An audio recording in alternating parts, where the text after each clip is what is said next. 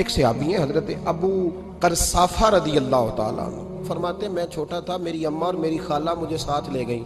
मैंने कहा कहाँ जाना है? कहने लगे आओ नबी पाक का कलमा पढ़ने जाना है। पढ़िए दरूद शरीफ सल्लल्लाहु, सारे पढ़िए, फिर पढ़िए एक दफ़ा सल्लल्लाहु ताला अलैहि। हुजूर का जिक्र हो तो फौरन दरूद पढ़ना चाहिए। नबी करीम अलैहिस्सलाम की बारगाह में ना मेरी खाला और मेरी अम्मा दोनों मुझे साथ ले गई कलमा पढ़ने। कहते हैं जब हम हुजूर की बारगाह में पहुंचे, कलमा पढ़ा, वापस आए तो मेरी अम्मा और मेरी खाला आपस में बात करने लगी। मेरी खाला कहने लगी तूने देखा है उनका बोलना कितना मजेदार था। मेरी खाला कहने लगी तूने तो वो देखा है, लेकिन वो जो गुलाम आया था उसके साथ उनका रवैया कितना प्यारा था। तूने देखा जब वो खाना खा रहे थे तो पहला ख्याल उन्होंने हमारा किया।